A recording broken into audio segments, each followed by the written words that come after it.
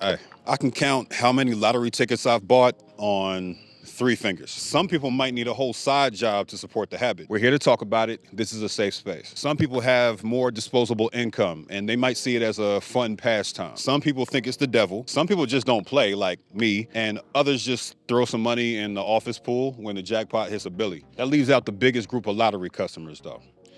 People who see it as a way out of poverty or a way to cover a cash flow shortage, and buy more of these in 1 week than I've bought in my entire life. Low income, mostly minority communities have been disproportionately impacted by state lotteries.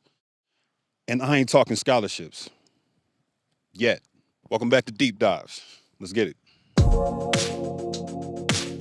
Their Mega Millions madness is sweeping the nation as more and more people continue to play. $1.5 billion jackpot drawing tonight. Your odds of winning, 1 in 292 million. But my next guest has got the statement increasing chances. It's kind of cold out here. All right, to kick it off, let's run through the types of lottery games people can play in various states. We got national lotteries like Mega Millions and Powerball, where each play costs a couple bucks, and you got to pick 6 numbers that match up with the corresponding lottery balls. You choose 5 numbers from 1 to 70 and 1 mega ball from 1 to 25. You can win Mega Millions in like 9 different ways, but those prizes vary based on how successful those guesses were. I'm talking prizes from as low as $2, which is much less than a full ticket cost, to as high as $2 billion. That's more than the entire GDP of Antigua. That $2 billion jackpot was actually won a couple years ago by Edwin Castro, who walked away with about $628 million after taxes. That tax rate is wild. My dog made it rain. Let's pocket watch real quick. Shout out to JT. Castro got a $25.5 million mansion in Hollywood Hills, then got a $4 million mansion for his parents just north of LA, then, for some reason, got a $47 million mansion in LA in the same year. Oh yeah, he got a Porsche 911 too. Financial experts would say, this is irresponsible spending. You need to invest in some bonds. All that, I am not a hater. I say if you win life-changing money, ball out, it's yours. Do what you gotta do. If you got buy an island money, all that saving advice doesn't apply to you. Now, I walked y'all all through this man's business for a reason. People who play the lottery usually do it based on this dream of instant wealth. Right? How many times have you talked to your coworkers, family, and friends about this hypothetical win and what you spend it on? How you keep your job and act like nothing happened. How you'd give to charities and causes that you care deeply about. How you wouldn't let it change you. You know you're not gonna win the jackpot, right? There's a chance it's true, but it's too small to make sense. You may win a prize though. And that's where the math starts to get real ugly, real fast. Whipping up a smoothie, counting hundreds, watching Shark Tank. I think she really only fuck with me cause I got big bank, but I am not a trick. Everybody knows about the terrible jackpot odds by now. 1 in 302 million for the losing ticket I'm holding right now. So let's forget about that one and focus on the prizes you actually have a chance of winning. Picture this. There's 6 total numbers to match in the Mega Millions, right? You get 4 of those balls right. And you guessed the mega ball right. That's 5 out of 6. You hype, right? You think you about to win some real money. Nah, not quite. You just won 10 grand, and that's about $7K after taxes and $333 if you take the 30-year payment plan. And I hear you. I hear you saying $10,000, $7K after taxes. That's not bad. That's more than I had. How much did I spend to win that money? Like $40, $80 even if I bought a couple tickets? I'll take them odds. Yeah, okay. The odds are 1 in 931,000 to win 10 grand. So you ain't winning that shit either. So if we really get down to lottery games, you have a chance of winning. We're talking $10 prizes. There is no 30-year payment plan for $10. It's just $10. And the odds are still 1 in 606. Do you see my point now? There's a lot more games you can play too. Just in Georgia, we got Cash 3, Cash 4, Cash Pop, Keno, scratch-offs like this Family Feud branded joint, second chance games that make you think you're gonna win even after you lose, Quick Win, which is basically a slot machine, and digital games that are built and branded around the theme of gambling. You can literally add a debit or credit card online and blow next week's lunch money in 5 minutes. 2 years ago, Texas introduced the most expensive scratch-off ticket in history, the $20 million Supreme. I'm trying so hard not to say Crunchwrap. It costs $100 to buy.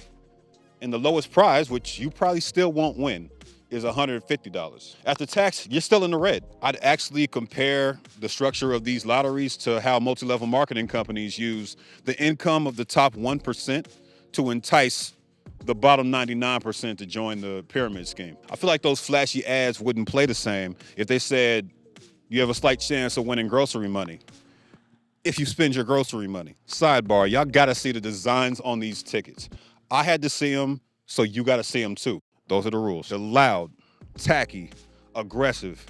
This one looks like a Cash Money album. I design things from time to time. The thumbnail for the video you're watching is an example. There's design principles that you follow when you're catering to a certain audience. The design on these tickets tells me one thing. They think y'all are stupid. We need the brightest colors and the most ignorant graphics to make sure these idiots buy these tickets. Now that we know you're probably gonna lose the lottery, even if you win it, let's focus on how it got started, the people that play it, and who it impacts the most. Spoiler, it's us.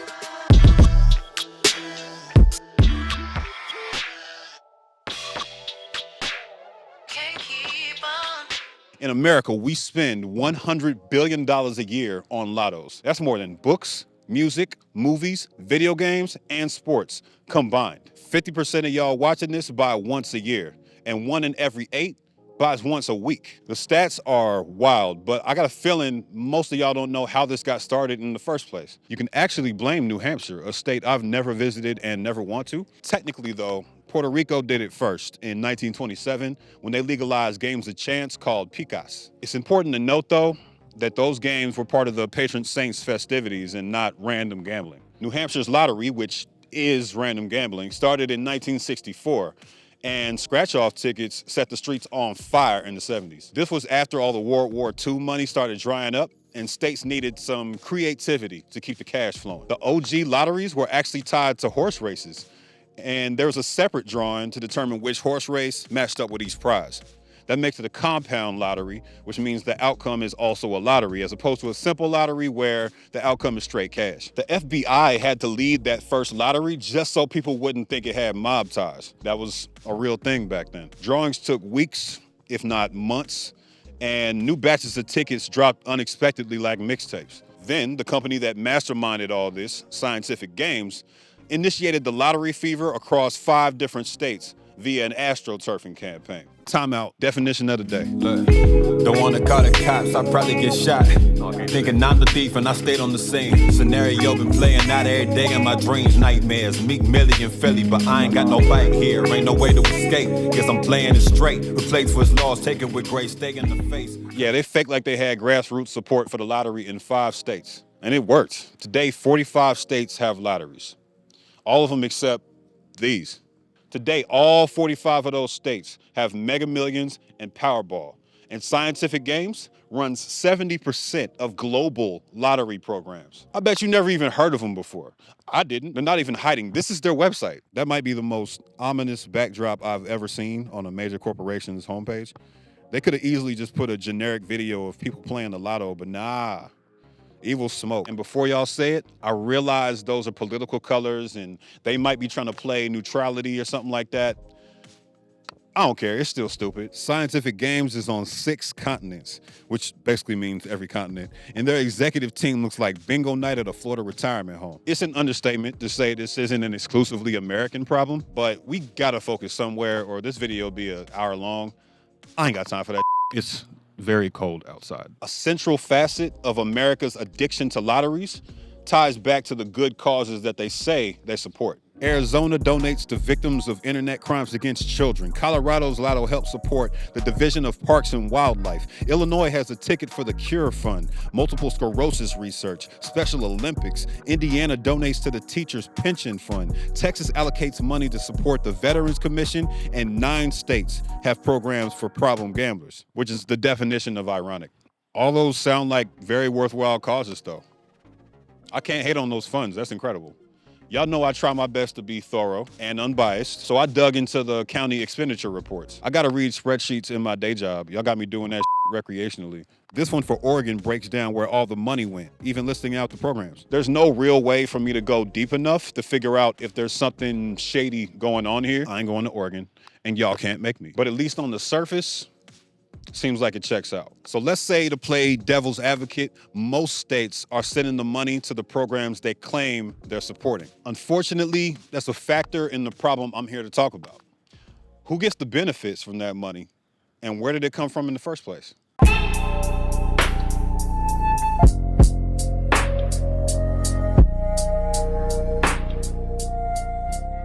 First problem, these motherfuckers are targeting us. Lotteries are regressive. The price is the same across the board, right? So by definition, poorer communities are spending a larger percentage of their income to play it. If, say, I'm broke, $40 would hit me harder than it would hit somebody who spends $40 every couple days on their lunch break at their corporate job. So lotteries are basically a tax on these poorer communities. You say lotteries are voluntary, so they can't be a tax. They chose to do that.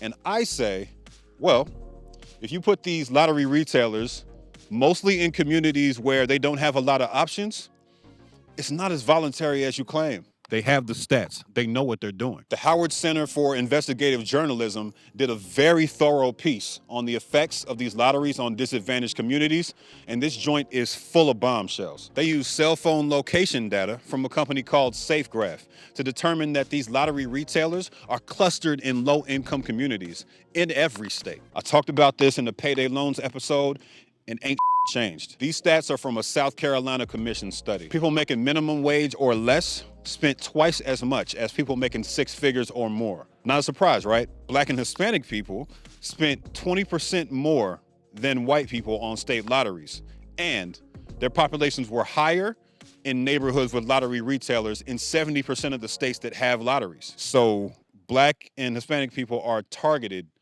by the lottery system. Got it. In neighborhoods with lottery retailers, the percentage of people living in poverty was much higher than those without lottery retailers in every state. So there's a positive correlation between lottery retailers and the poverty rate. Yikes. These states with the stats too by hiding how important frequent players are. They count somebody who spends $1,000 the same as somebody who spends $2. They say both people participated. 20% of players earn them 80% of their revenue. And that 20% is largely poor, uneducated, and non-white. I love my white viewers, but the numbers are the numbers. I'm sorry I have to keep saying this. Imagine, you're short on cash, right?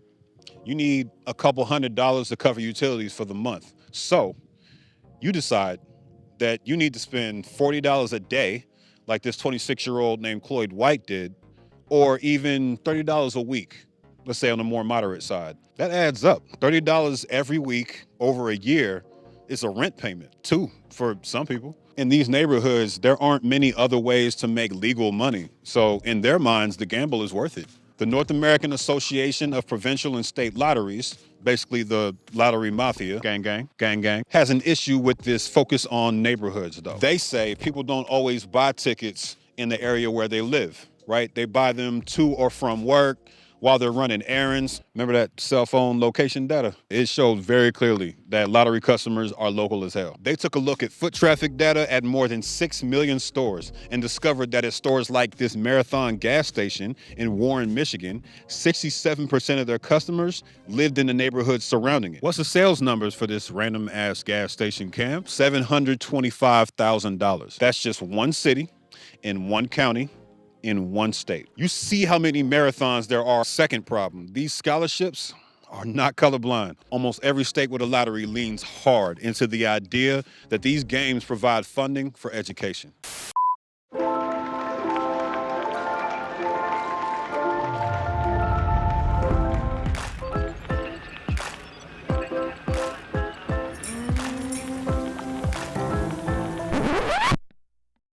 Yeah, there's no proof that these ads result in middle-class or high-income people supporting the lottery more.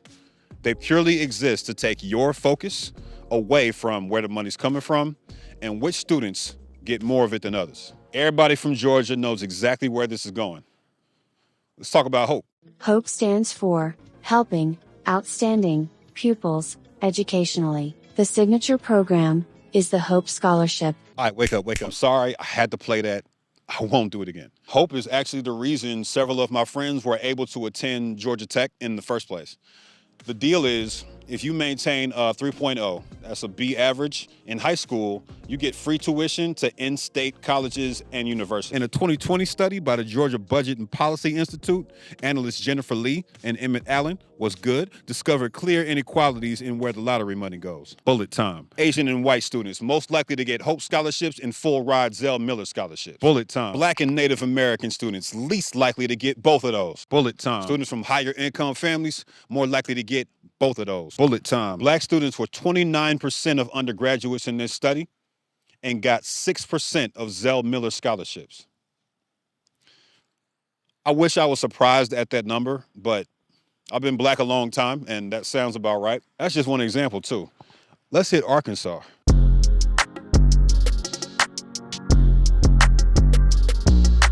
I don't know what y'all want from me. I've never been to Arkansas. In 2016, they updated their rules for eligibility, right? Instead of accepting a 2.5 GPA in high school or a 19 score on the ACT, they got rid of the GPA eligibility altogether. So now if you don't take the ACT or can't afford it, no scholarship. They also decreased the first year scholarship amount from $2,000 to $1,000.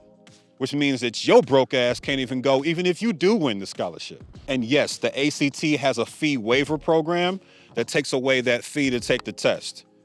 But it's only for those in well-defined low-income programs. So you can be very broke, but you can't be kind of broke. Anybody who's ever been in that in-between area knows that their parents are not coughing up that $68 just to take an ACT when getting your kid to graduate is expensive enough. There is a major difference between free and free if you fill out this paperwork and fit the program requirements. Arkansas knew what effect this would have on low-income applicants, including white people. And guess what? After this rule change was implemented, it resulted in a devastating drop in minority application rates. Black students applied 40% less often, while Hispanic students applied 22% less often. It's not that this outcome happened and Arkansas's government didn't care after the fact. It's that they needed to keep more of that scholarship money, and they knew this would happen. I'm not making this up. The senator that proposed it admitted they had cash flow issues and said, I quote, "The decline in black participation wasn't unexpected." God damn. Out of that reduced group of black students, 59% of them won scholarships, while the number for white students was 74%. I could keep going, honestly, but I'm getting annoyed, and I think y'all get it. What's left?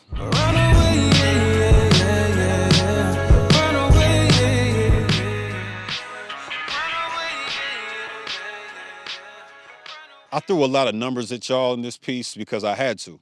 This is a game of numbers, of chance.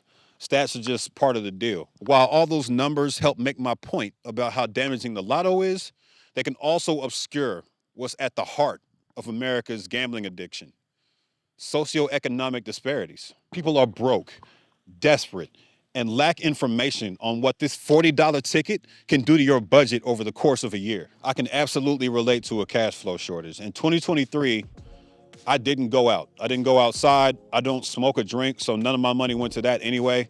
I had $11,000 in credit card debt from buying the computer that I edited this video on and from buying a used car. I sacrificed my entire social life for most of that year just to make sure I could come out the other side and have some breathing room. That hard work paid off. Did I have the privilege of having a great day job to help me make those payments and work my way out of that debt? Of course I did.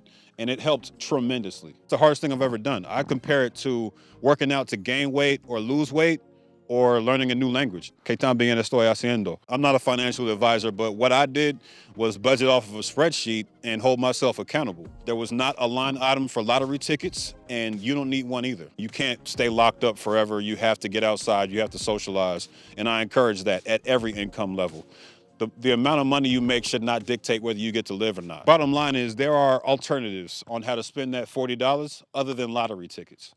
I could throw out suggestions, but I can't forget to take into account that people in these communities don't have things like a high interest savings account, for example. There's people who are unbanked in these communities and don't know the first step on how to get there. I don't co-sign victim blaming, so this is just one piece of the whole. This is advice, not blaming. It's not the people in these communities' responsibility to dig their way out of being targeted intentionally by multinational corporations. If you know somebody with a gambling problem, sit down with them, talk through the alternatives, let them see on a spreadsheet how much money they're losing by participating in this every week, every month, every year. I guarantee you, looking at that 4 digits in the face will change the way they conceptualize spending that money in that store every week. The lottery is a toxic institution that pretends to balance out the damage they do with public programs. And that's the thing.